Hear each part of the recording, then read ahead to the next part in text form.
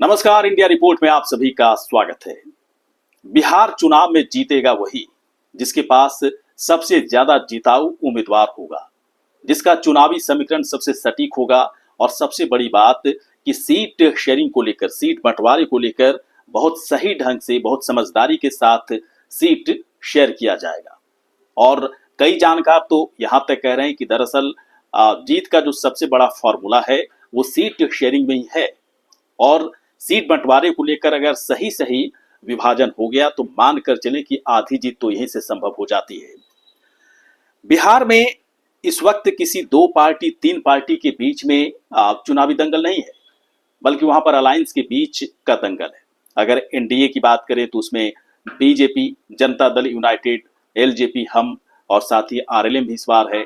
और वहीं अगर इंडिया ब्लॉक की बात करें तो उसमें आरजेडी, कांग्रेस के अलावा वाम दलों की कई पार्टियां और साथ ही साथ इस बार वीआईपी है जो पिछली बार एनडीए के साथ थी। लेकिन साथ ही साथ जनसुराज और एआईएमआईएम भी पूरी तरह से चुनावी दंगल में ताल ठोक रहा है। और यही वजह है कि कई तरह के चुनावी समीकरण वहां पर बदलते दिख रहे हैं। कई तरह के पॉलिटिकल चेक एंड बैलेंसेस भी यहाँ पर दिख रहे हैं। और इसका किसे फायदा होगा, किसे नुकसान होगा, क्या हो सकता है, किस तरह का सीट शेयरिंग दरअसल तेजस्वी की सरकार बना सकती है।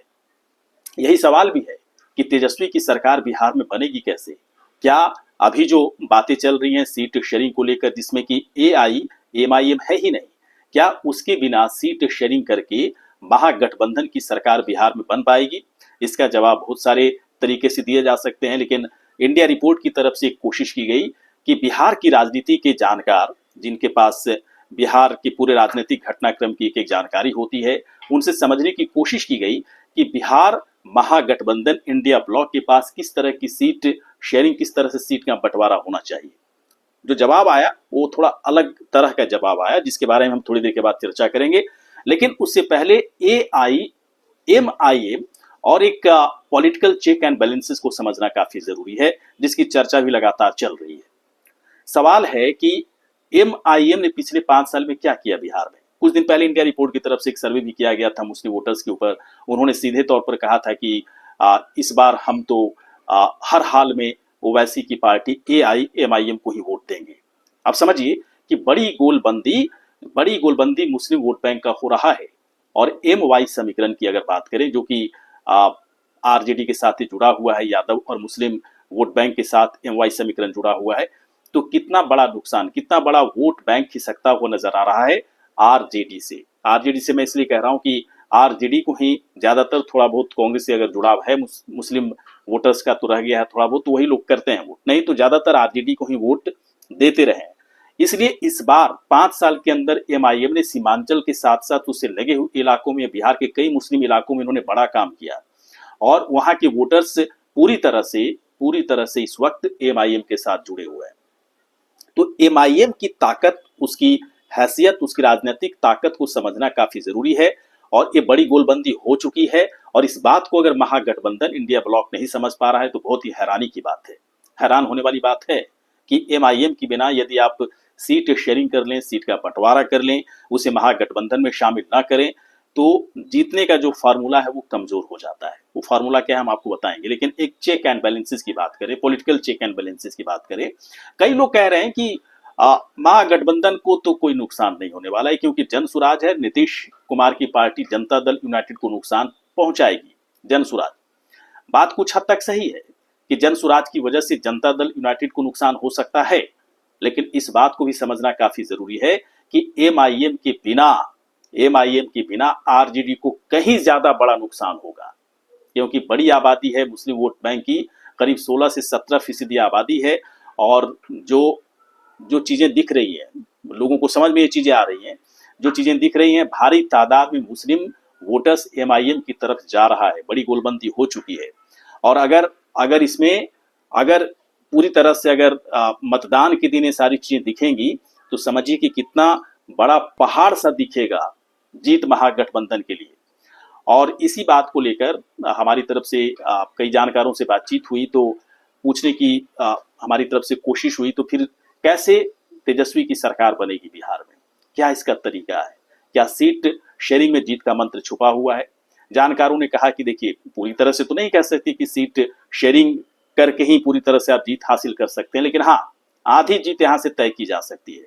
उन्होंने दो बातें बताई, एक तो कि दो तरह का फॉर्मूला तैयार हो सकता है महागठबंधन में सीट शेयरिंग को लेकर, एक एमआईएम के बिना और एक एमआईएम के साथ, किसे कितनी सीटें दी जानी चाहिए।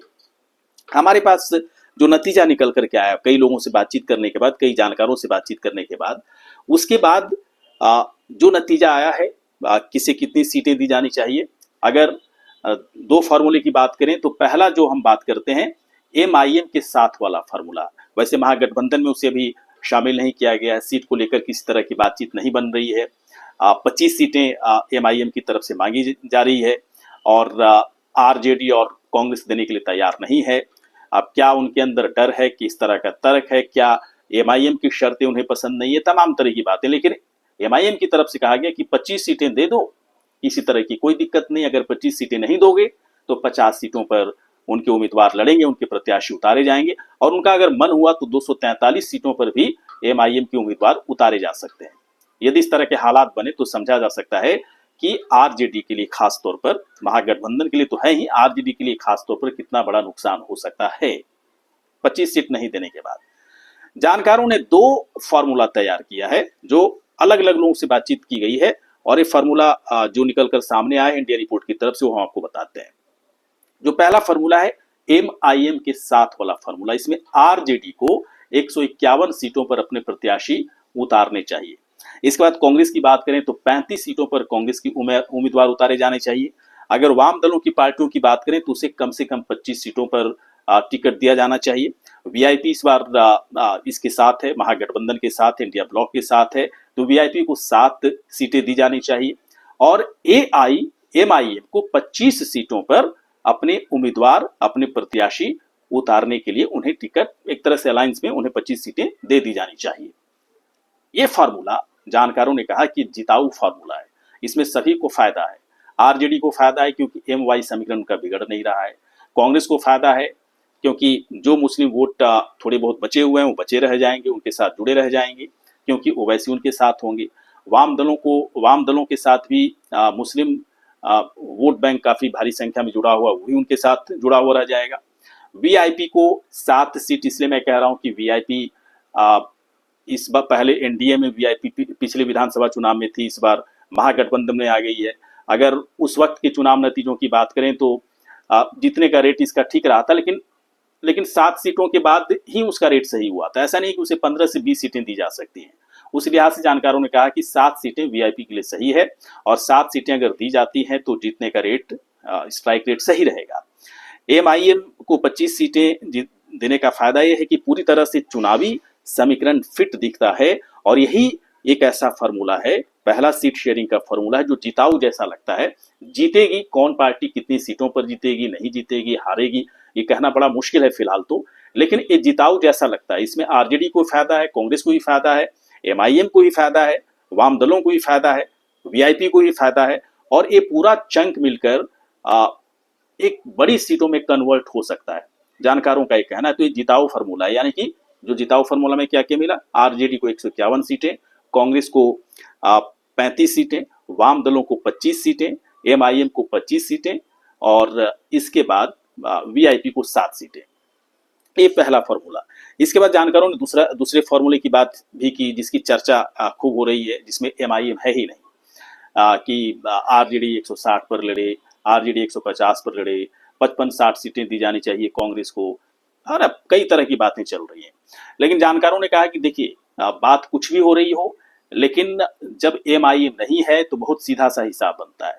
आरजेडी को 150 सीटें, कांग्रेस को 50 सीटें दी जानी चाहिए, वाम दलों के लिए 30 सीटें दी जानी चाहिए और वीआईपी को 13 सीटों पर लड़ने के लिए उसे अनुमति दी जानी चाहिए। ये फार्मूला है दूसरा, जिसमें कि एमआईएम नहीं है। अब इसका नुकसान क्या होगा? इसका नुकसान हर जगह आपको दिखेगा। आरजेडी, भले ही आरजेडी अपना काम कर ले, क्योंकि एक बड़ा वोट बैंक यादव समुदाय का, यादव समाज के वोटर के पीछे एक अच्छी पकड़ है, तो अपना काम हो सकता है कि आरजेडी कर ले, लेकिन बाकी पार्टियों के साथ बड़ा वोट बैंक जो मुस्लिमों का है वो खिसक जाएगा। आरजेडी के साथ तो खिसकेगा ही, लेकिन इसके साथ भी खिसक जाएगा। और ये 50 सीट दे दें या 35 सीट दे दें या 40 सीट दे दें, लेकिन जीतने का रेट वही रहेगा जो 2020 के रेट में अमूमन देखने को मिला था। बढ़ने की गुंजाइश इस बार इसलिए नहीं दिख रही है क्योंकि महागठबंधन किसी न किसी तरीके से थोड़ा सा इस बार कमजोर ही दिख रहा है, क्योंकि एमआईएम यदि आपके साथ नहीं है इस बार, पिछले बार नहीं रहने से ठीक है 5 सीटों पर जीत उनकी तरफ से हुई थी सीमांचल के इलाकों में, लेकिन इस बार यदि नहीं है एमआईएम आपके साथ तो मानकर चलें कि बहुत बड़ा नुकसान होने वाला है आपको, क्योंकि एमआईएम ने अंदर ही अंदर 5 साल में बड़ा काम किया है, मुस्लिम वोटरों के बीच में अपनी एक अलग तरह की पहचान बनाई है और भारी संख्या मुस्लिम वोटर्स की गोलबंदी एमआईएम की तरफ हो चुकी है। ये दूसरा जो सीट शेयरिंग का फॉर्मूला है, इसे जानकारों ने कहा कि ये कम से कम जीतने वाला फॉर्मूला तो नहीं है। अगर इस पर महागठबंधन इंडिया ब्लॉक बिहार में चुनाव लड़ता है तो हारना तय है, इसमें जीत की किस तरह की कोई गुंजाइश नजर नहीं आती है।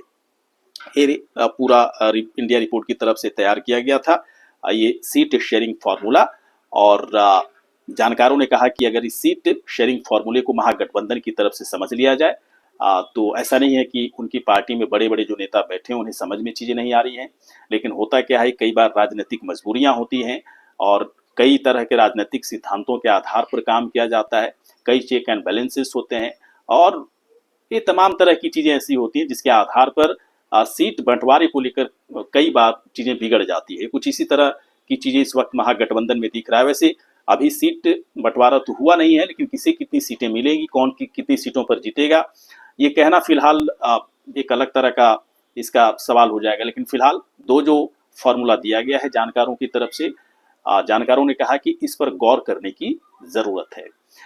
ये वीडियो आपको कैसा लगा? अगर अच्छा लगा हो तो आप हमें सब्सक्राइब करें, लाइक करें, कमेंट करें, शेयर करें। नमस्कार।